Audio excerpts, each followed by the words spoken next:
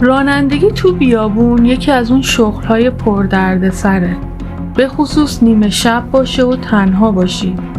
داستان ترسناک راننده ون ما نفست رو توی سینه حبس میکنه.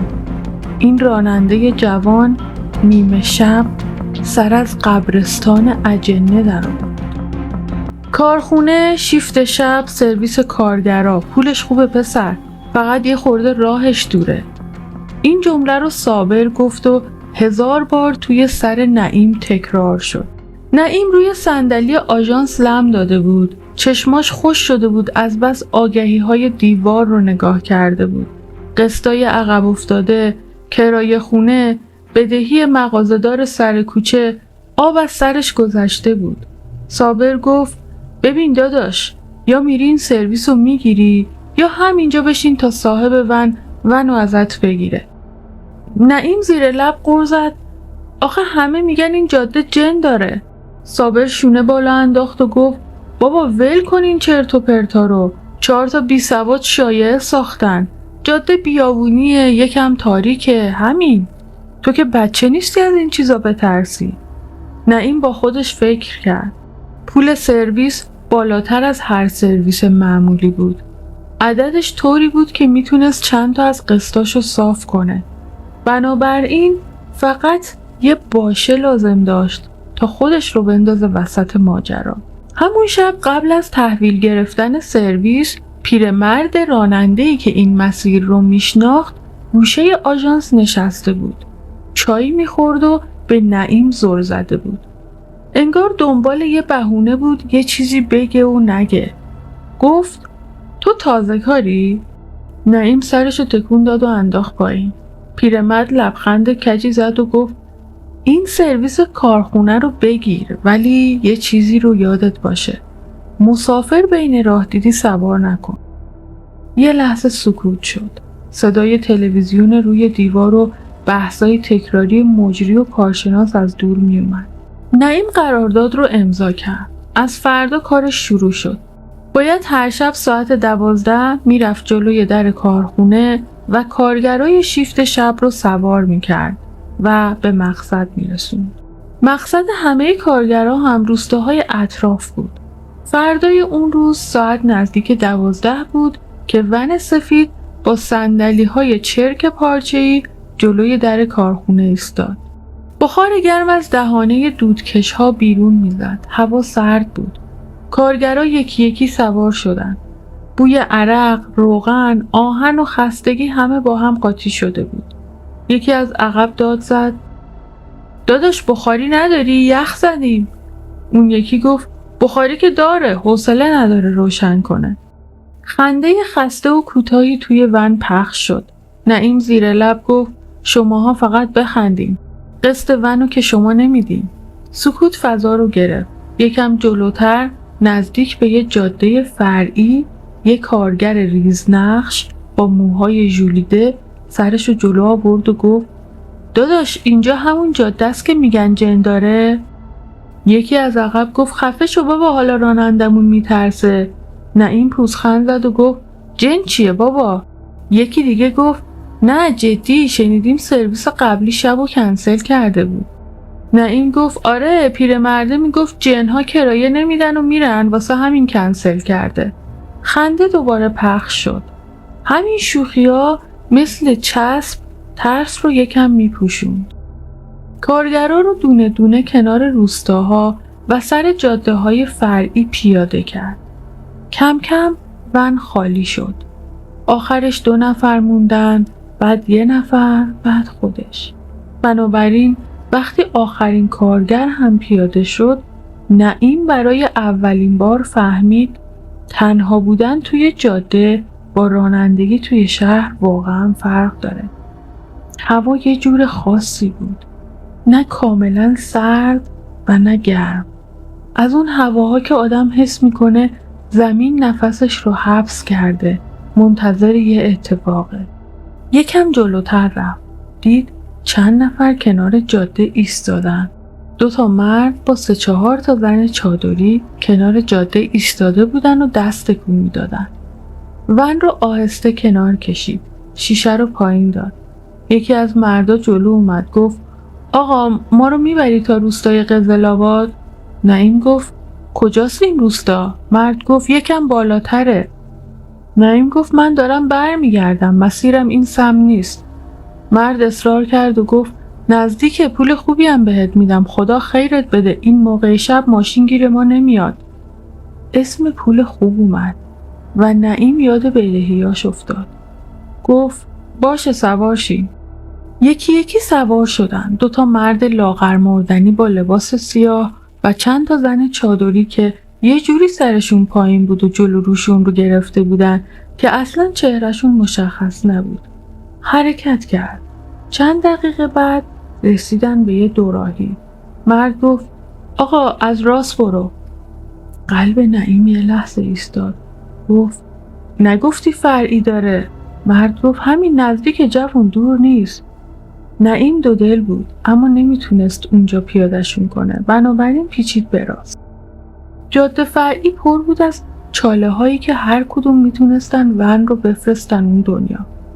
نعیم آینه وسط رو تنظیم کرد.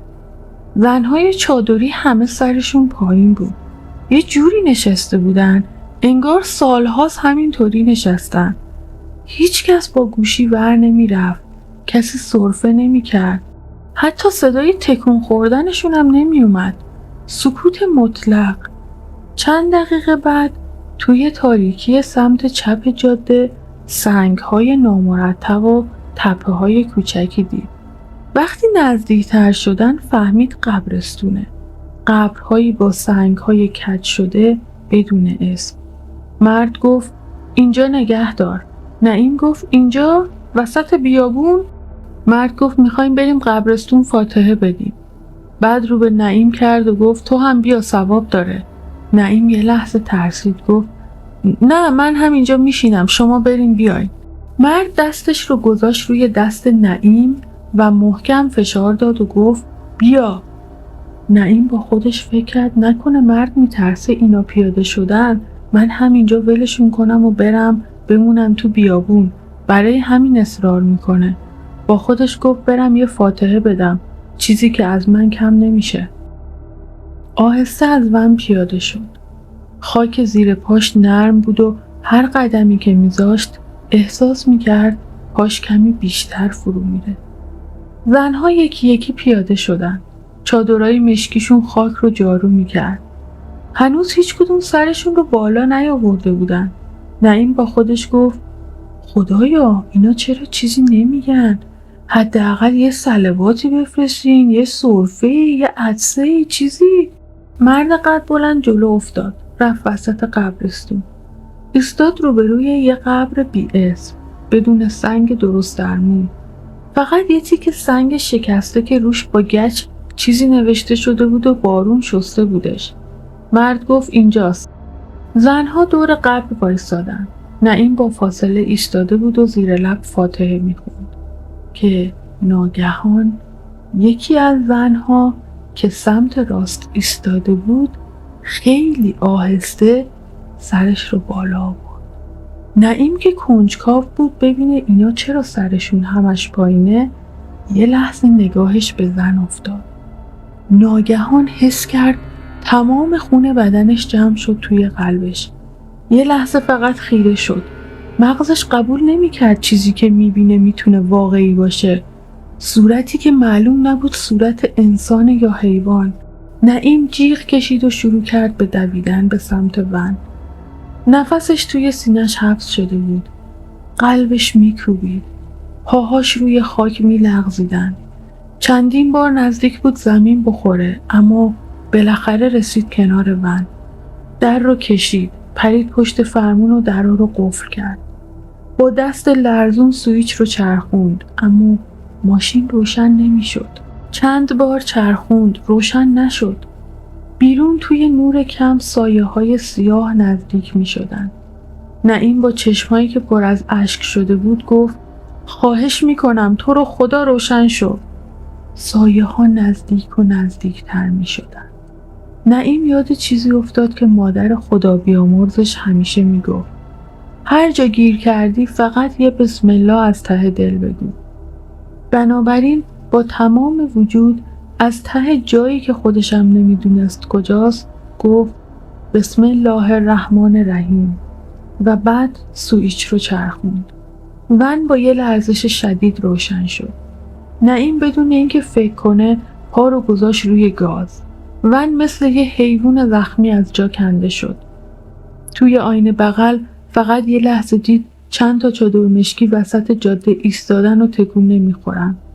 نفسش کمی برگشت، اما همین که خواست سرعت رو تنظیم کنه نگاهش ناخودآگاه افتاد به آینه وسط.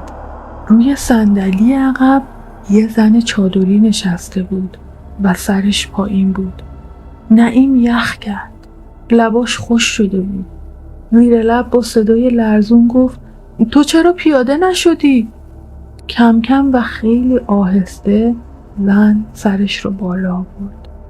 از توی آینه صورتش رو دید.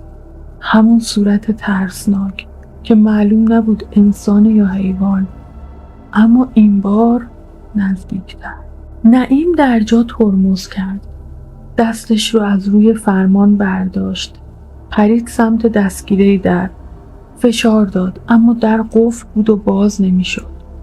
چند بار با تمام زورش دستگیره رو کشید. باز نشد. زن از صندلی عقب بلند شد. آهسته می اومد به سمت جلو و رسید پشت صندلی راننده. توی آینه صورتش حالا درست پشت سر نعیم بود. نعیم فریاد زد بسم الله. با تمام توانش فریاد زد. دستش رو دوباره گذاشت روی دستگیره در رو کشید. این بار در باز شد. نعیم خودش رو پرت کرد بیرون. روی زمین افتاد. چند بار غلتید. زانوش به سنگ خورد. درد از پاش تا مغزش دوید، اما بلند شد. بدون اینکه پشت سرش رو نگاه کنه شروع کرد به دویدن به سمت جاده اصلی. نفسش بریده بود. گلوش میسوخت. قلبش داشت از سینه بیرون میزد. فقط میدوید و تکرار میکرد بسم الله بسم الله. با آخرین زورش قدم برمی داشت، اما پاهاش خالی کرد و افتاد. زمین سرد به صورتش خورد و از هوش رفت.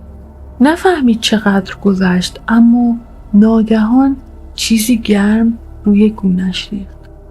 اول فکر کرد خون صورتشه، اما صدای کسی رو شنید. آب بیار، آب بیار، این بنده خدا انگار از حال رفته. نعیم هول از جا پرید. چند نفر دورش حلقه زده بودن. نگاه کرد. چهره هاشون عادی بود. یکی گفت داداش حالت خوبه؟ چی شده؟ چرا کنار جاده ولو شدی؟ نعیم حق حق کنان گفت جن تو جاده فرعی بود. مردی که سیبیل نازکی داشت گفت آروم باش، کدوم جاده فرعی؟ تو توی همین جاده اصلی بودی برادر. نعیم سرش رو چرخوند. نه از ون خبری بود، نه از جاده فرعی. دستاش میلرزید. مردم بردنش بیمارستان. صبح حالش بهتر شد و با چند نفر رفتن سمت جاده که ون رو پیدا کنن. بعد از کلی گشت و گذار بالاخره توی یه جاده خاکی ون رو پیدا کردن. وقتی رسیدن کنارش در سمت راننده باز بود، اما ون سالم بود. نعیم هر چقدر اطراف رو نگاه کرد خبری از قبرستون نبود. انگار که اصلا قبرستانی وجود نداشته. برگشت خونه. روی تختش دراز کشیده بود و سقف رو نگاه میکرد و سعی میکرد صدای تیک تیک ساعت رو با خاطراتش قاطی نکنه. یه سوال مثل خوره به جونش افتاده بود. اون قبرستون کجا بود؟ چرا دیگه هیچ اثری ازش نبود؟ نکنه همه چیزایی که دیده بود توهم بوده؟ اما مگه میشه؟ چرا قبل از اینکه وارد اون جاده بشه از این توهم‌ها ندیده بود؟ هر چقدر با خودش کلنجار رفت دید نمیتونه این شغل رو قبول کنه. بنابراین فردا صبح رفت دفتر آژانس پیش صابر و سرویس رو پس داد. اون پیرمرد هنوز اونجا بود. وقتی دیدش یادش افتاد که پیرمرد گفته بود اگه مسافر دیدی سوار نکن. و اونجا بود که فهمید چه اشتباهی کرده و فهمید چیزایی که دیده توهم نبوده. اگه داستان رو دوست داشتین لطفاً با لایکتون از ما حمایت کنید و کانال رو سابسکرایب کنید تا از داستان‌های پر از هیجان بعدی جا نمونید.